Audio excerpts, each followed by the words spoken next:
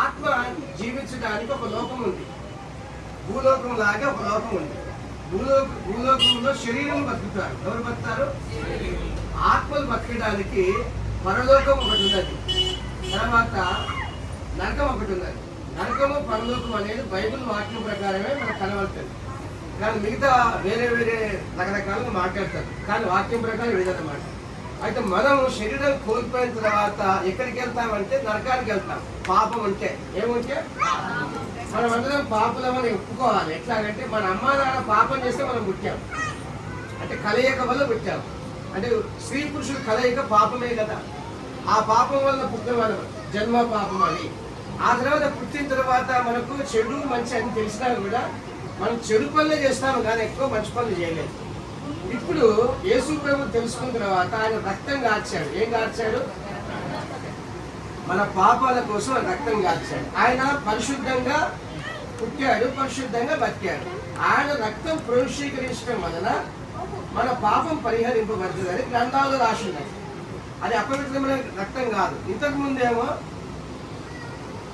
గొర్రెల రక్తం, ఆ తర్వాత మేకల రక్తం, దూడల రక్తం వధించి చల్లేవాళ్ళు. ఇంట్లో చల్లేవాళ్ళు, ఊళ్ళో చల్లుకునేవాళ్ళు. ఏది? రక్షణ కొరకు. అయితే జంతువులకు ప్రాణం ఉంది, శరీరం ఉంది, ఆత్మ లేదు. అంతేకాకుండా జంతువు మనిషి కొరకు సరిపోదు, మనిషి కొరకు మనిషి చనిపోవాలి. దేవుడే మనిషిగా వచ్చి, అంటే మనిషి దేవుని రూపంలోనే మనం పుట్టించాడు, కానీ మనం సాధారణమైన మనుషులము, ఎన్నిక లేని మనుషులు అయితే. అందుకని ఆయన శక్తిమంతుడై ఉండి బలహీనుడిగా పుట్టాడు ఇక్కడ. ఎట్లా అంటే మామూలు మనిషిగా. ఆ తర్వాత ఆయన పాపంలో పుట్టలేదు, పాపంలో పెరగలేదు. ఆ తర్వాత శిక్ష తనకు తాను విధించుకొని సిలువలో ప్రాణాలు పోగొట్టుకొని తిరిగి ఆయన లేచాడు. ఆయన అంటాడు, ప్రాణం తీసుకోవడానికి, ప్రాణం ఇవ్వడానికి, తిరిగి నేను తీసుకోవడానికి నాకు అధికారం ఉంది. దేవుడికి మాత్రమే అధికారం. మనం ప్రాణం ఇచ్చి మనం తీసుకుంటామా? అదే వాళ్ళ సర్క కాదు కదా. దేవుడికి మాత్రమే సాధ్యం. అలాగే యేసు ప్రభు 3వ రోజున లేచాడు, చనిపోయాడు, రక్తం చిందించాడు. మన ప్రతి పాపానికి శిక్ష అనుభవించాడు ఆయన. మళ్ళీ ప్రతి పాపానికి, పక్క ద్వారా చేసిన దానికి, చేతుల ద్వారా చేసిన దానికి, కాలు ద్వారా చేసిన దానికి, ఈ తలకాయ ద్వారా అంటే తప్పుడు తలంపులు, ఆలోచనలు, నోటి ద్వారా చేసిన దానికి, మన సర్వశరీరం పాపమే. అందుకే సర్వశరీరం ఆయన గాయాలైనాయి. ఆయన వీపంతా దున్నపడింది, ఒక్క చోటు కూడా దెబ్బలు లేకుండా లేదు. అరికాల నుంచి నడినెత్తి వరకు దెబ్బలు తిన్నాడు ఆయన, రక్తం కార్చాడు. అంటే మనం మనిషి నిలువెల్లా విషయమే, నిలువెల్లా విషయం అంటే నిలువెల్లా పాపమే. అర్థమవుతుంది? అదంతటిని తొలగించడానికి ఆయన చిత్తహింస అనుభవించాడు. ఆ శిక్ష, మనం పొందవలసిన శిక్ష ఆయన అనుభవించాడు. ఇప్పుడు ఆయన పొందిన దెబ్బల చేత మనము రక్షణ పొందుతున్నాము, స్వస్థత పొందుతున్నాము. ఎవరు పొందిన దెబ్బల చేత? ఈ రోజు నా యేసు ప్రభు నా పాపం పరిహారం కలిగజేసిందని వీళ్ళు తెలుసుకున్నారా? ఎందుకు బాప్తిసం తీసుకుంటారు? ఎందుకు తీసుకుంటారు? ఎందుకు తీసుకుంటారు? మంచి గురించి కాదు. నీ పాపాల కొరకు యేసు ప్రభు రక్తం చిందించాడు. దేని కొరకు? పాపాల కొరకు. ఇప్పుడు నమ్మి బాప్తిసం పొంది రక్షణ పడతాం. దీంట్లో బలవంతం ఏం లేదు, నీ ఇష్టపూర్తే కదా. నువ్వు నమ్మి బాప్తిసం పొంది రక్షణ పడతావు. నీ పాపాలన్నీ పోతాయన్నీ చేస్తున్నావు అంతే. బైబిల్ వాక్యం నమ్మావు, నువ్వు చేస్తున్నావు. ఎవరు అయితే బలవంతం చేయలే కదా. ఎవరు బలవంతం చేసి దబాయించి ఈతే కదా, మనస్ఫూర్తిగానే కదా. కాబట్టి నమ్మి బాప్తిసం పొందో రక్షణ పొంది. నమ్మని వాళ్ళకి శిక్ష అంటే పరలోకం ఉండదు. ఎక్కడికి పోతాడు? ఈ లోకంలో ఉన్నంత కాలం కూడా శ్రమలు అనుభవించాల్సిందే, అంటే నరకం ఇక్కడ అనుభవించాల్సిందే. ఎవరైతే యేసుక్రీస్తు నామములో కొత్తగా జన్మిస్తారో వాళ్ళు దేవుని బిడ్డలుగా చేర్చబడతారు. ఎవరైతే కొత్తగా జన్మించారో వాళ్ళు చీకటి శక్తుల బిడ్డలుగా పరిగణలోకి వస్తారు. అప్పుడు దేవుని అధికారంలో వాళ్ళు లేరన్నట్టు. ఎవరి అధికారం లేరు? ఎవరి అధికారంలో ఉన్నారు? చీకటి శక్తి అధికారంలో ఉన్నారు. అందువల్ల వారు దేవుని పిల్లలు కారని లేఖనాలు చెప్తున్నాయి. దేవుని పిల్లలు అంటే యేసుక్రీస్తు నామమున కొత్తగా జన్మిస్తాయి. నీటి మూలంగా, ఆత్మ మూలంగా. నీటి మూలంగా నేను బాప్తిసం ఇస్తున్నా, ఆత్మ మూలంగా ప్రభుల వారు ఇస్తారు. ఎవరిస్తారు? అగ్ని బాప్తిసం అంటే పరిశుద్ధ ఆత్మ పొందుకుంటారు. ఇవి రెండు కూడా పొందుకుంటేనే పరలోక రాజ్యం అని బైబిల్లో రాసి ఉన్నారు, యోహాను సువార్తలో. అర్థమవుతుందా? అంతేకాకుండా మీరు ఒకసారి యోహాను సువార్త 10వ అధ్యాయంలో రండి.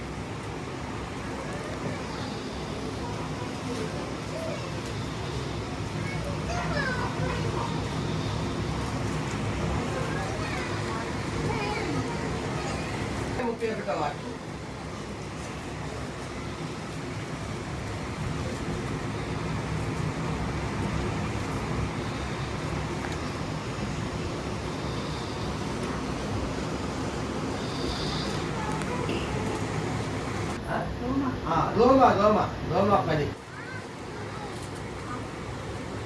చెప్పుచున్నది, ఎవడు పరలోకములోనికి ఎక్కిపోవును అనగా క్రీస్తును కిందికి తెచ్చుటకు, లేక ఎవడు అగాధంలోనికి దిగిపోవును అనగా క్రీస్తు మృతుల్లో నుండి పైకి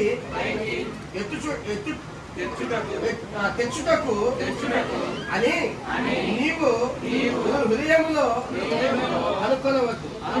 అదేమని చెప్పుచున్నది, వాక్యము నీ యొద్దను, నీ నోటను, నీ హృదయంలోను ఉన్నది. అది మేము ప్రకటించు విశ్వాస వాక్యమే. అదేమనగా యేసు ప్రభువని నీ నోటితో ఒప్పుకొని దేవుడు మృతుల్లో నుండి ఆయనను లేపనని నీ హృదయమందు విశ్వసించిన యెడల నీవు రక్షింపబడదువు. ఏమని ఒప్పుకోవాలంట? దేవుడు మృతుల్లో నుంచి లేచినడా? యేసు లేచినడా? చనిపోయి తిరిగి లేచినడా? ఎవరి కోసం చనిపోయి తిరిగి లేచినాడు? నీకోసమా నా కోసమా? నా కోసం అలా. ఎవరి కోసం? ఎందుకోసం చనిపోయి తిరిగి లేచాడు చెప్పాలి. పాపాలన్నీ పోయితాను. ఏం పోయితందుకు? ఈ రెండు ముచ్చట్లు తెలుసుకోవాలి మీరు. నా పాపం అంతా పోయితందుకు, నా దరిద్రం అంతా పోయితందుకు యేసు ప్రభు సిలువలో రక్తం గార్చి మరణించి తిరిగి లేచాడు. ఇది గుర్తుపెట్టుకోవాలి. ఓకేనా? ఇప్పుడు నీ నోటితో ఒప్పుకుంటున్నాం, యేసు ప్రభు మరణించి తిరిగి లేచాడు నా పాపాల నిమిత్తం. ఆయన నమ్ముకుంటే నా పాపం అంతా పరిహరింపడుతుంది, నాకు పరలోక రాజ్యం ప్రాప్తిస్తుంది ఆ రక్తం వలన అని నమ్ముతున్నావు కదా? ఇద్దరు నమ్ముతున్నారా? కాబట్టి నమ్మి ఇక్కడ చూడండి, నీ నోటితో ఒప్పుకొని దేవుడి మృతుల్లో నుండి ఆయన లేపనని నీ హృదయమందు విశ్వసించిన ఎడల. ఎక్కడ నీ నమ్మకం ఉందా? యేసయ్య దేవుడు నమ్మకం ఉందా? నమ్ముతున్నావా? ఎవరు ప్రోద్బలం లేదు కదా, నీ ఇష్టపూర్తిగా దేశంలో నమ్ముకుంటావు కదా, అంతేనా? విశ్వసించిన ఎడల నీవు రక్షింపబడదు. నీవు లేఖనాల్లో చెప్పబడిన విధంగానే నీటి మూలంగా, ఆత్మ మూలంగా కొత్తగా జన్మించాలి. అదే నీటి మూలంగా అంటే నేను బాప్తిసం, ఆత్మ మూలంగా పరిశుద్ధ పొందుతాను. సేవకునిగా నేను దేవుడిచ్చిన అధికారాన్ని బట్టి నీటి మూలంగా నీకు బాప్తిసం ఇస్తాను, నీకు కూడా ఇస్తాను. అర్థమవుతుందా? మీకు ముందుగా నీతో ముందుగా సోటిగా ఒక్కొక్కరిని అడిగితే వీడేది.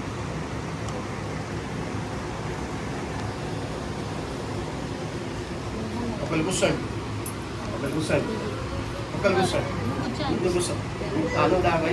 నా వైపు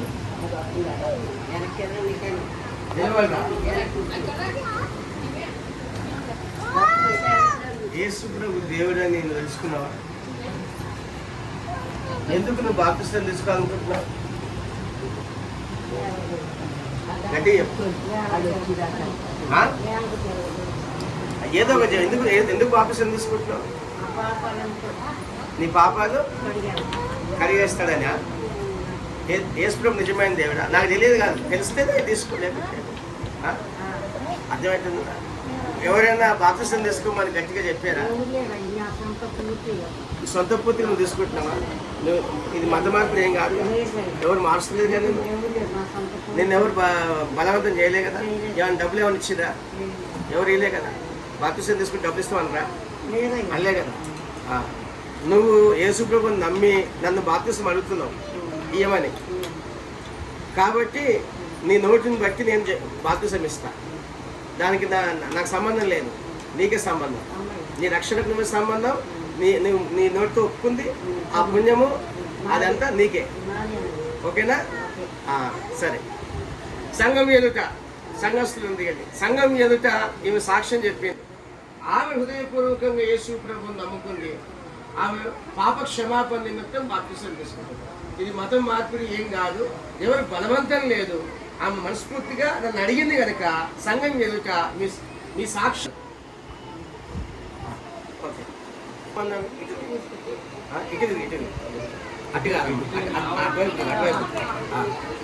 అట్లా అట్లా నిన్నెవరు బాప్తిసం తీసుకోమన్నారు? నువ్వే తీసుకోమా. ఎందుకోసం బాప్తిసం తీసుకుంటున్నావు? అంటే నీ పాపాల కొరకు, నీ దోషాల కొరకు యేసుప్రభు శిలువ వేయబడినాడు, ఆయన రక్తం చిందించినాడు, దానివల్ల నువ్వు రక్షణ పొందుతావని వాక్యం విన్నావా? అంటే నీ ప్రయోజనం కొరకు తీసుకుంటున్నావు కదా, ప్రయోజనం కొరకేనా, మంచి కొరకని తీసుకుంటున్నావు కదా. అయితే ఎవ్వరు కూడా నేను బలవంతం చేయలే బాప్తిసం తీసుకో. ఎవరైనా డబ్బులు ఇచ్చినారా బాప్తిసం తీసుకోమని? చెప్పలేదు కదా. ఆ తర్వాత మతం మారమని వాళ్ళని అడిగారా? మేమేమైనా అడిగామా? నీ ఇష్టపూర్తిగానే ప్రభువుని నమ్ముకొని బాప్తిసం తీసుకోవాలనుకుంటున్నావు కదా.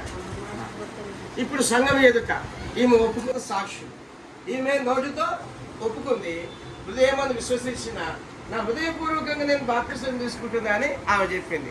ఇందుకు మీరు సాక్షులై ఉన్నారు. ఈమె చెప్పిన మాటలకు మీరు సాక్షులైన. పరలోకంలో ఉన్న దేవదూతలు కూడా దీనికి సాక్షులే. పరలోకంలో ఉన్న దేవదూతలు సాక్షులే, మీరు కూడా సాక్షులే. మీ అందరూ కనుక దైవ సేవకునిగా, దేవుడు అభిషేకించిన సేవకునిగా నేను ఇది అధికారం పొందినాను కనుక యేసు ప్రభువుల వారి ఈ లోకము నుండి పరలోకానికి వెళ్ళేటప్పుడు తన శిష్యులకు చెప్పాడు, మీరు సర్వలోకానికి వెళ్ళి సర్వ సృష్టికి నా సువార్తను ప్రకటించి ప్రజలందరినీ శిష్యులుగా చేయండి అని చెప్పాడు. అయితే శిష్యులుగా చేయమని చెప్పినప్పుడు బలవంతంగా కాదు, వాళ్ళు ప్రభువుని ఆకర్షించి రక్షణ పొందడానికి వస్తే వాళ్ళు హృదయపూర్వకంగా శాపం తొలగిపోతుందని నమ్మి, లేక పాపం నుంచి విడుదల పొందుతుందని నమ్మి యేసు ప్రభు దేవుడు అని తెలుసుకుంటే మాకేం అభ్యంతరం లేదు బాప్తిసం వేయడానికి. మేము బలవంతం చేసేది లేదేం లేదు. ఇది సంఘములందరికీ చెప్తున్నాను. మీరు కూడా సంఘస్థులు ఎవరు కూడా వచ్చిన వాళ్ళంతా బాప్తిసం తీసుకోమని మేము ఎవరికి ఫోర్స్ చేయము, అడగము కూడా. అర్థమవుతుందా? అయితే ఎంతమంది అయితే వాక్యాలు తెలుసుకొని మా హృదయపూర్వకంగా మేము ప్రభువుని నమ్ముకుంటున్నాము, మాకు బాప్తిసం ఏమని అడిగితే కనుక, ఇలాగా ఒప్పుకుంటే కనుక సంఘం ఎదుట దానికి మేము ఒప్పుకొని మేము బాప్తిసం వేయడానికి రెడీగా ఉంటాం. ఈరోజు నీ పేరేం పేరమ్మా? మరియమ్మకు, తర్వాత పుష్పమ్మ వాళ్ళు హృదయపూర్వకంగా ఒప్పుకున్నందుకు బాప్తిసం ఇస్తున్నారు. సంఘం అంతా రండి, మనం వెళ్ళిపోదాం. యేసు రక్తం పాట పాడితే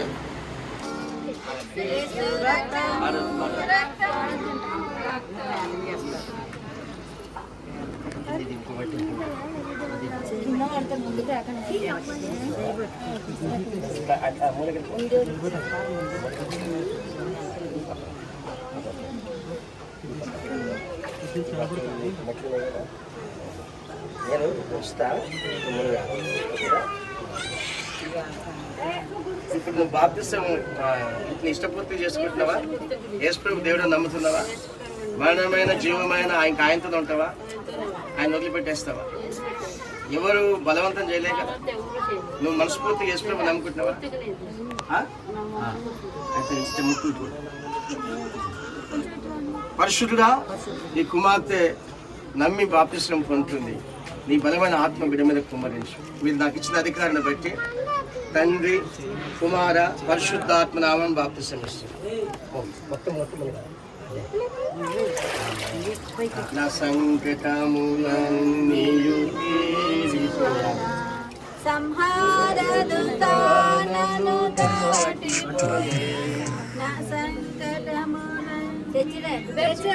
ఆడపిల్లలు, 6 వయసులో ఉండే పిల్లలు ఆడపిల్లలు పైకి లాక్కోండి. పట్టుకోండి గోడ పట్టుకోండి.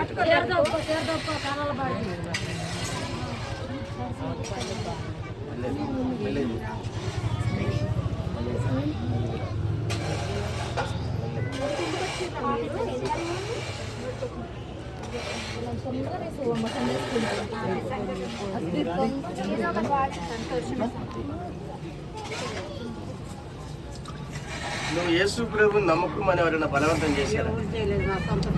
యేసు ప్రభు నేను ఎలా తెలుసుకున్నావు? తెలుసుకున్నావా? నమ్మి బాప్తిసం పొందుతున్నావా? ఎవరు బలవంతం లేదు, ఎవరు మారమని చెప్పలే కదా. యేసు ప్రభు దేవుడు నమ్ముతున్నావా? చావైన బతికిన ఆయనతో ఉంటావా? ఆయనతో ఉంటావా?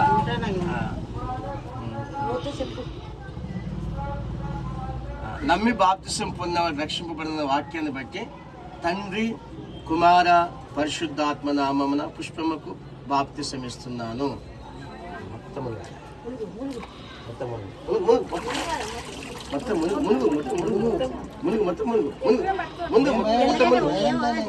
మొత్తం ఏం కాదు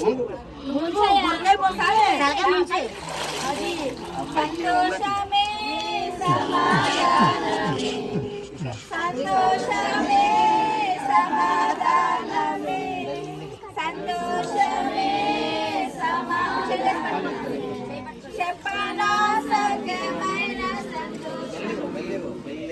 చెప్పనా సంతోషం అలా తీసుకోండి.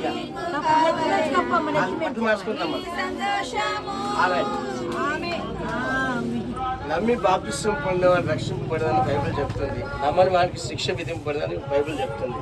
కనుక మీలో ఎవరైనా యేసు ప్రభువుని తెలుసుకొని మారు మనసు పొంది పాప క్షమాపణ నిమిత్తం బాప్తిసం పొందాలనుకుంటే ఇక్కడ నీళ్లు రెడీగా ఉన్నాయి, సేవకులు రెడీగా ఉన్నారు నేను బాప్తిసం వేయడానికి. అయితే ఈ సమయంలో 2 ఆత్మలు రక్షింపబడ్డాయి. ప్రార్థన చేస్తున్నాను. మహిమా స్వరూపి మీ పాదాలకు వందనాలు అయ్యా. మీ పరలోక రాజ్యంలోకి ఇద్దరిని చేర్చుకున్న వందనాలు. మీ జీవరంధంలో ఇద్దరు పేర్లు ఇచ్చిన వందనాలు. మీ కృప మీద అయ్యా ఎల్లప్పుడూ వారి మీద ఉంచి వారి పిల్లల మీద ఇచ్చేయండి. ఫలింపచేయండి, అభివృద్ధి పరిచేయండి. యేసు పరిశుద్ధ నామమును బట్టి అడుగుతున్న పరమతండ్రి. ఆమేన్.